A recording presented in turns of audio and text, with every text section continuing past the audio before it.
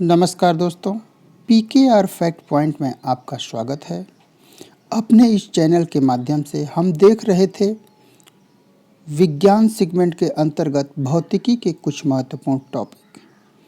इसके पहले अध्याय में हमने देखा था तरंग किसे कहते हैं, तरंग आखिर होती क्या है। अपने वीडियो के इस भाग में हम देखेंगे वेव मोशन यानी तरंग गति किसे कहते हैं। वास्तव में हम देखते हैं कि तरंग क्या है। तरंग वास्तव में एक विक्षोभ है तथा एक हलचल है जो माध्यम के कण को अपनी माध्य स्थिति पर, मतलब बीच वाली स्थिति पर सरल गति के कारण आगे बढ़ती रहती है। प्रत्येक कण जो होता है अपने पिछली कण की गति को थोड़ी देर बाद दोहराता है तथा अपनी गति के अगले कण को दे देता है या हस्तांतरित कर देता है। कहने का आशय ये है कि एक उदाहरण से इसे समझिए कि मान लीजिए कि एक तालाब है, उस तालाब में एक पत्थर फेंका गया, तब उसमें एक विक्षोभ उत्पन्न होता है। आप देखते होंगे कि कुछ लहरें उत्पन्न होती हैं, इस प्रकार से लहरें उत्पन्न होती हैं और ये सभी दिशाओं में गमन करती हैं। पुनः हम देखते हैं कि यदि ध्वनि तरंगों को हम ले लें, ये ध्वनि तरंग हुए या प्रकाश तरंग हुए, ये सभी जो है तरंग गति के उदाहरण हैं। आगे देखते हैं कुछ महत्वपूर्ण परिभाषाएं जो तरंग गति अध्याय पढ़ने वालों के लिए जानना आवश्यक है, जिसमें पहली है आवर्तकाल, दोलन गति या टाइम पीरियड।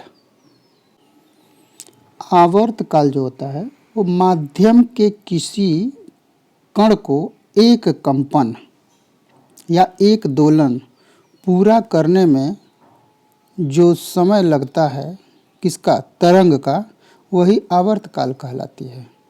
कहने का आशय यह है कि एक कंपन पूरा करने में या एक दोलन पूरा करने में लगा समय तरंग का आवर्तकाल कहलाता है। इसका मात्रक जो होता है वो सेकंड होता है और इसे कैपिटल टी से संकेत करते हैं। यहाँ यह समझ लीजिए कि जो कंपन होता है, एक कंपन, जैसे मान लीजिए एक कंपन कितने कहते हैं, एक ये एक श्रृंग या ये एक उठाव और ये एक गिराव, जो गर्त होता है, श्रृंग या क्रिस्ट जिसे कहते हैं और ट्रफ जिसे कहते हैं, ये दोनों जब एक चक्र पूरा कर लेते हैं इस प्रकार से जितने देर में, उसी को तरंग का आवर्तकाल कहते हैं। अब देखते हैं आयाम किसे कहते हैं, यानी कि एम्पलीट्यूड। इसकी साधारण सी परिभाषा है कि माध्यम का कोई कण अपनी माध्य स्थिति से किसी तरफ अधिक से अधिक कितना विस्थापन करता है, उसे तरंग का आयाम कहते हैं। यहाँ उदाहरण से इसे समझ लीजिए। जैसे मान लीजिए कि माध्यम का ये कण है, तो ये कितना ऊपर जाएगा और कितना नीचे आएगा, इस तरह से ये कितना नीचे जाएगा, इसी को आयाम कहते हैं। इस तरह से ये आयाम, रेंज, एम्पलीट्यूड। तो यही परिभाषा है इसकी कि माध्यम का कोई कण अपनी माध्य स्थिति से किसी तरफ कितना अधिक विस्थापन करेगा, उसे उसका आयाम कहते हैं। अब आती है बहुत ही महत्वपूर्ण आवृत्ति। आवृत्ति मतलब कि माध्यम का कोई कण एक सेकंड में जितने कंपन करता है, एक सेकंड में जितने कंपन करता है, उस संख्या को ही तरंग की आवृत्ति कहते हैं और इसे n से डिनोट किया जाता है। यहाँ कहने का आशय है कि एक सेकंड के अंतर्गत वो कितने कंपन कर लेता है, जितने कंपन करेगा जो संख्या होगी वही उसकी आवृत्ति या फ्रीक्वेंसी होगी। पुनः आगे बढ़ते हैं और एक सूत्र देखते हैं इसका।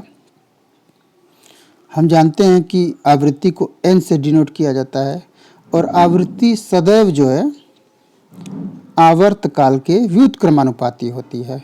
अतः इसे हम दिखाते हैं n is equal to 1/T और आवृत्ति का मात्रक जो होता है प्रति सेकेंड या हर्ट्ज होता है।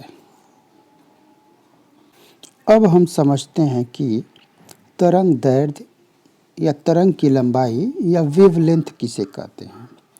तो दो समीपवर्ती श्रृंगों या गर्तों के बीच अथवा समीपवर्ती संपीड़नों या विरलनों के बीच की दूरी को तरंग दैर्ध्य कहते हैं। यहाँ समझिए उदाहरण से कि देखिए, एक ये श्रृंग है और दूसरा ये श्रृंग है, तो इन दो श्रृंगों के बीच, या ये कह सकते हैं कि एक ये मान लीजिए ट्रफ है, ये मान लीजिए कि गर्त है और ये दूसरा गर्त है, इन दो गर्तों के बीच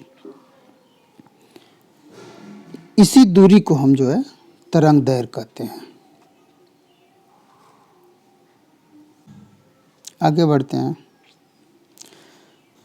एक सेकेंड में विक्षोभ जितनी दूरी तय करता है या हलचल जितनी दूरी तय करती है उसे तरंग का हम वेग कहते हैं और इसका मात्रक जो होता है मीटर प्रति सेकेंड होता है।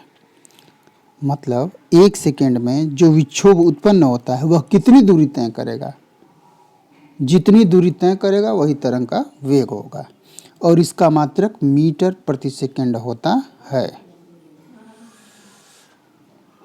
इसे एक सूत्र के माध्यम से देखते हैं। तरंग का जो वेग होता है वह आवृत्ति इंटू तरंग दैर्ध्य के बराबर होता है।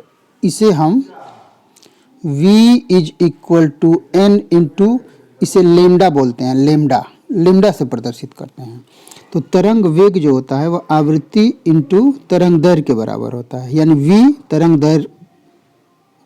तरंग वेग को v से डिनोट करते हैं, इक्वल है आवृत्ति n इंटू लेमडा तरंग दैर्ध्य के। अब तरंग दैर्ध्य के टॉपिक में दो टर्म आते हैं, एक संपीड़न और एक विरलन। संपीड़न क्या होता है? संपीड़न यानी तरंगें संचरण, मतलब आगे बढ़ने के क्रम में कुछ स्थानों पर माध्यम के कण जो होते हैं इकट्ठे हो जाते हैं, अधिक हो जाते हैं। जैसे मान लीजिए यहाँ पे ऐसे, यहाँ अधिक से अधिक तरंगें जो होती हैं विचरण करने लगती हैं, इसको हम संपीड़न कहते हैं। इसी प्रकार कहीं कहीं संचरण के क्रम में जो माध्यम की तरंगें होती हैं वो थोड़ा गैप लेकर के ऐसे घनी नहीं होती हैं, इसको हम विरलन कहते हैं। अब हम देखते हैं प्रगामी तरंगें या प्रोग्रेसिव वेव्स। इसे इत्मीनान से समझने का प्रयास करिएगा थोड़ा।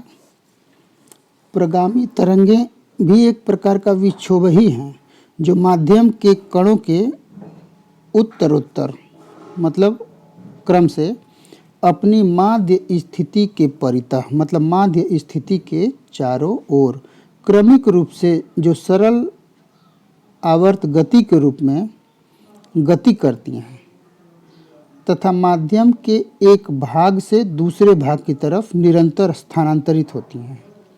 इसका एक उदाहरण है, जैसे हवा में ध्वनि का संचरण जो होता है वह अनुदैर्ध्य प्रगामी तरंग का उदाहरण है, प्रोग्रेसिव वेव का उदाहरण है।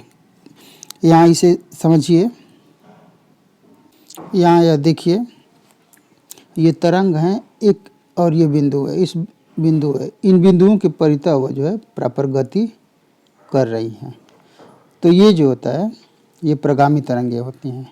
इसी प्रकार आगे बढ़ के हम देखते हैं एक अप्रगामी तरंग होती हैं, स्टेशनरी वेव। प्रगामी तरंगें आगे बढ़ती हैं और किसी तल से टकराकर परिवर्तित तरंग के रूप में उसी माध्यम में फिर से लौट आती हैं। तब आपाती यानी पड़ने वाली जो तरंग और परावर्तित तरंग, मतलब जो तरंग वापस लौट कर आती है, एक नई तरंग की रचना करती हैं। इसे ही अप्रगामी तरंगे कहते हैं। जैसे उदाहरण में देख लीजिए, ये डॉटेड लाइन जो होता है ये अप्रगामी तरंगों का उदाहरण है। ये तरंगे टकराने के पश्चात जो रिवर्स हुई हैं, इस कारण से इन्हें अप्रगामी तरंगे कहते हैं। ठीक है मित्रों, तरंग दैर्घ्य के इस दूसरे टॉपिक को यहीं हम विराम देते हैं। मिलेंगे एक अगले नए टॉपिक के साथ, तब तक के लिए नमस्कार।